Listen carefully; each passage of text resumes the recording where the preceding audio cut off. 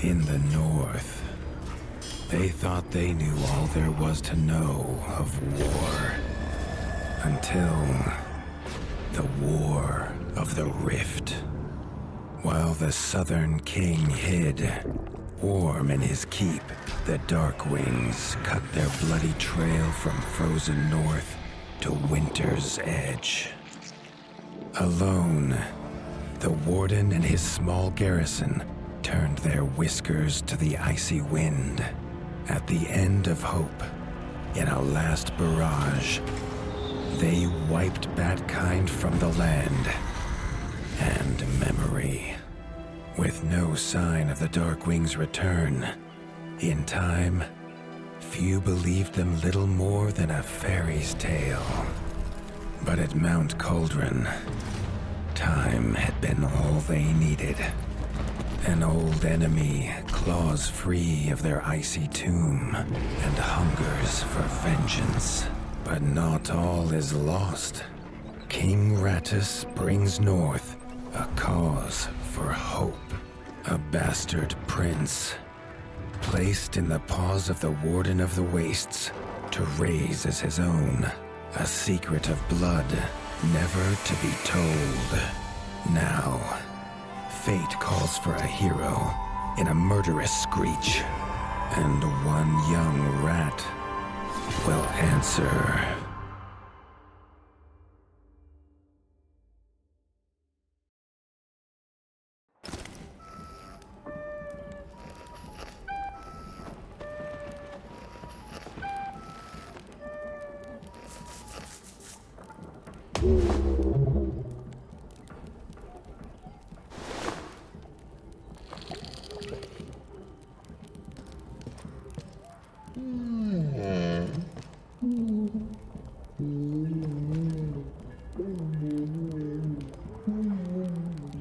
The stomp of his father's boots on the stair was how every morning began for Arlo. The booming shout to ready himself was louder still. But such was Lord Eivor's zeal at a new day. Dawn was breaking over Winter's Edge, and Arlo was yet to miss one.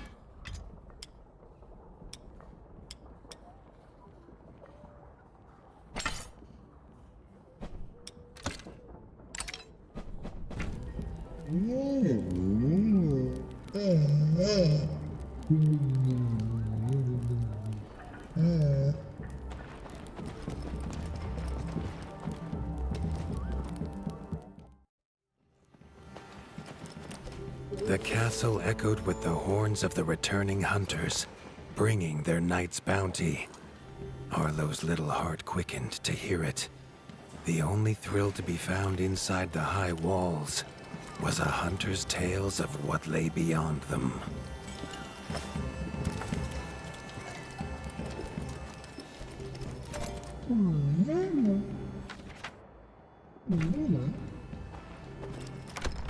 Arlo tells himself it's a good life here in Winter's Edge. The bustling of contented rat folk, the crisp mountain air, and without the endless scourge of frogs the southerners suffer. Why should he want for more?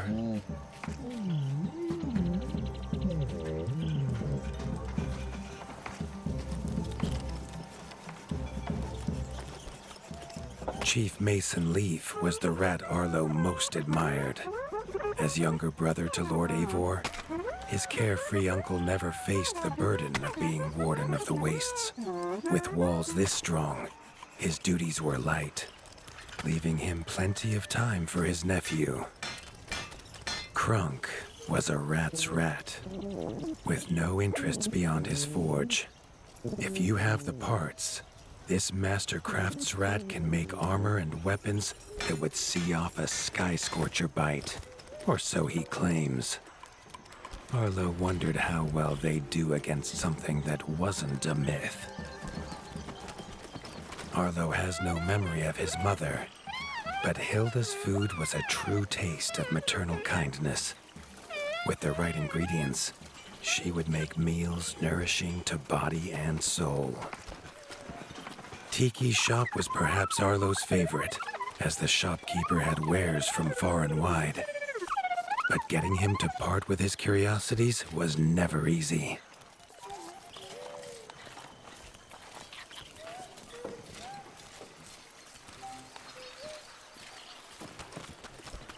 There was no time for tales of the hunt today. Lord Eivor was already dividing what was an excellent haul, happy to see his people provided for. Arlo longed only to join the hunt, to see the ratdom or even the lands beyond. His father called it a fool's wish. Arlo's destiny was unshakable, much like the keep that would become his by birthright.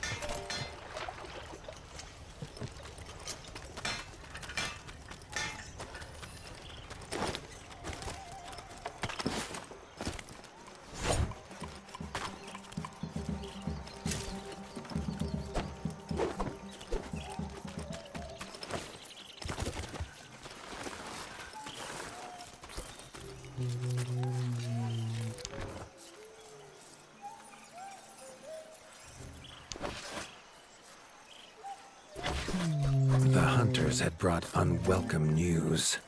A family of the reviled creatures ratfolk called backstabbers had moved into the wastes. Eivor told his son to fetch his weapons.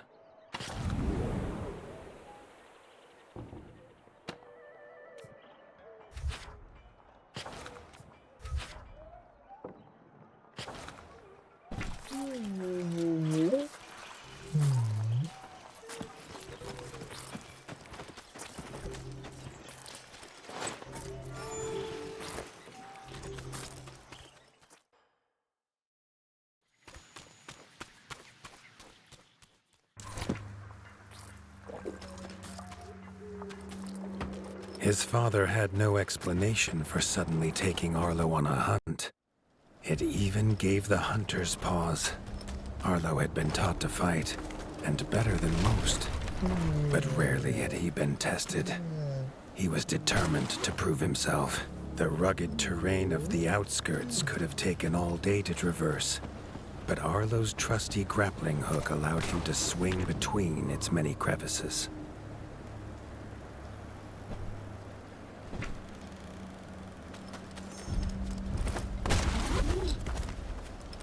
Arlo liked the feel of a sharp axe cutting through the vines.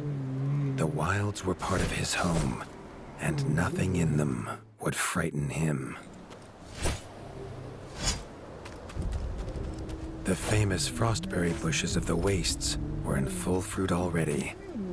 Their juice made a healthy tonic, though Lord Eivor preferred them fermented.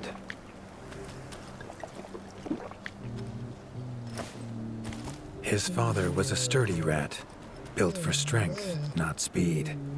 So Arlo found it curious that he challenged him to a race. The prospect of the hunt had filled Lord Eivor with a vigor that his son had not seen in years, or at least since breakfast.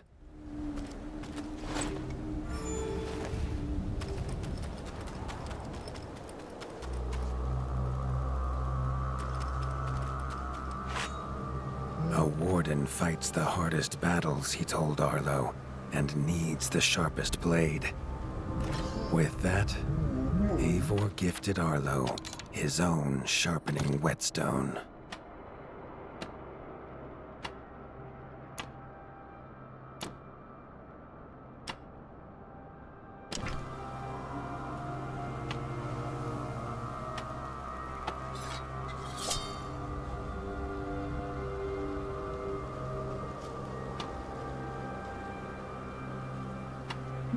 Whether these beasts were named for their spines, or for some past unforgivable deed, no rat knew. Either way, Arlo was about to find himself at the pointy ends of this brood. Even young backstabber red attacks were brutal, but a well-timed dodge would see Arlo escape unscathed.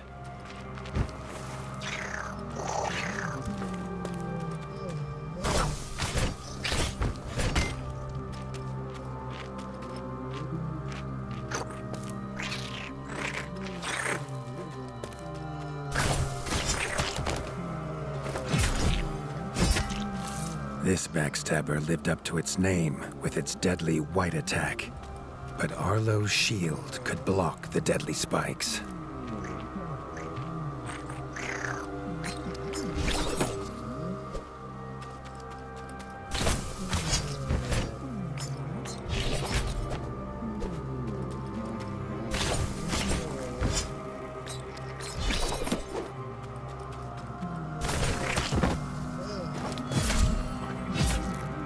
This young one used vicious yellow attacks. Arlo had to time his parries perfectly.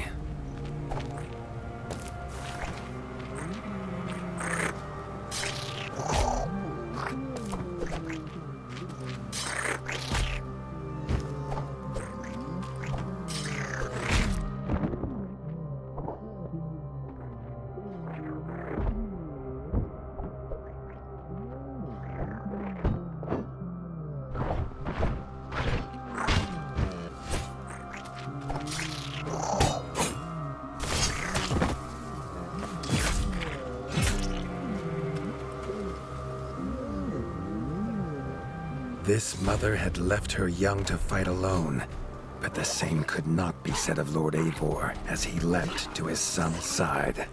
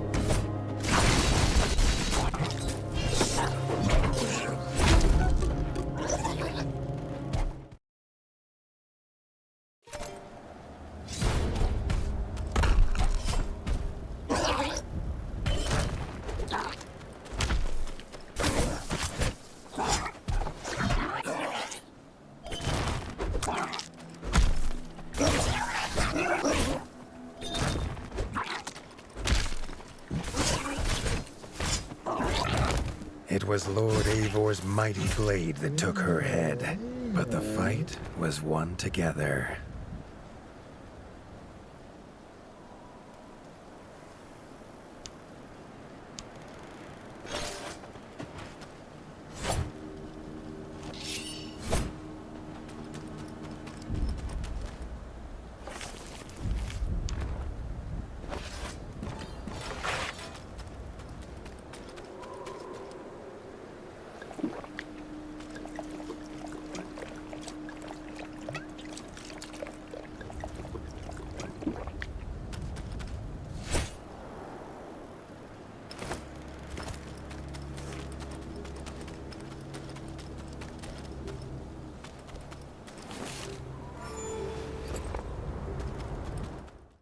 Arlo basked in his father's pride, almost as warm as at the fire inside Winter's Edge.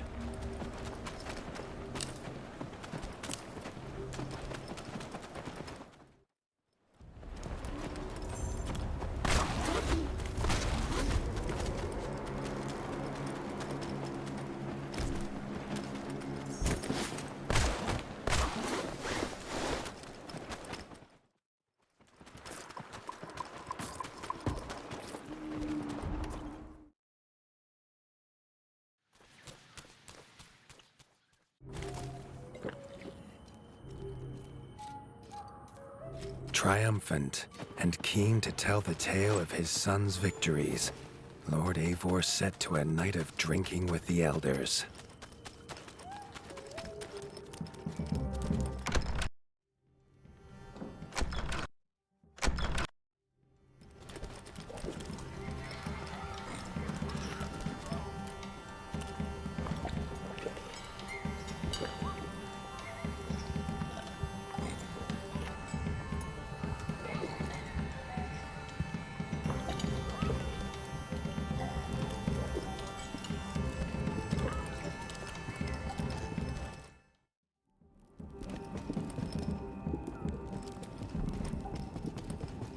Arlo was reluctant to return to his bed, wondering how long he must wait to hunt again. The booming footsteps that woke him this time were nothing like those of his father.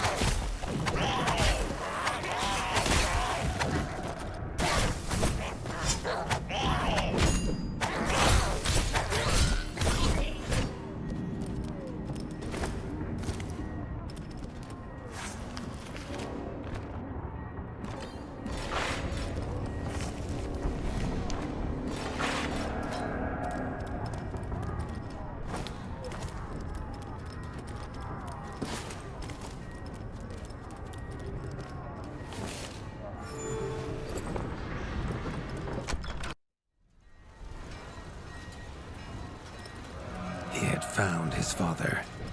The Warden stood alone, holding back a whole Dark Wing army, their cruel Count Kazak leading them. His father charged, but the Dark Wing Count was as fast as he was strong. The Winter's crown tumbled to Arlo's feet, now without a head to rest on. There was no time to grieve his father, as from above the Count revealed his greatest weapon, a sky scorcher. Not a fairy's tale, but an undead beast whose very breath could level kingdoms. And its eye was trained on Arlo. All that came next was a fog of bloodlust, snapping jaws, and the beating of leathery wings. But there could be no victory. Arlo awoke, groggy and warm to his father's shouts. Only he wasn't in bed. The warmth was from the fire that had engulfed Winter's Edge, and the shouts were his uncle's. The only other survivor of the Darkwing attack, Leaf was bruised and his hind paws barely steady. He'd seen villagers flee to the outskirts. Arlo knew it was up to him to make them safe.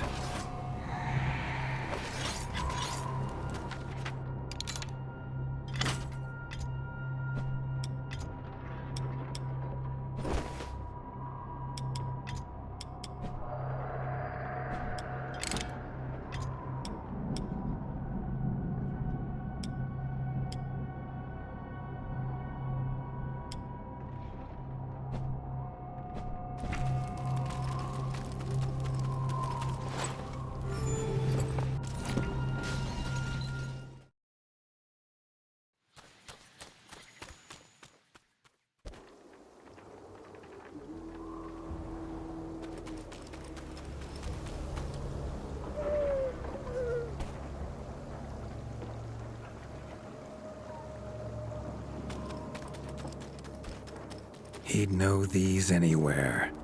Krunk's smithy hammer and Hilda's chef's knife. Arlo wondered why they would leave them here.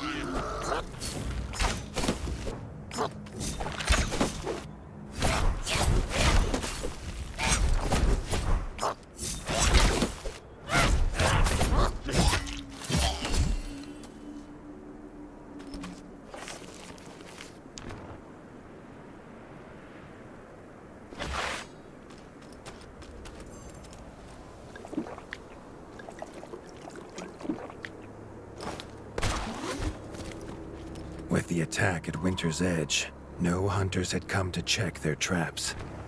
Arlo thought he might find a use for them.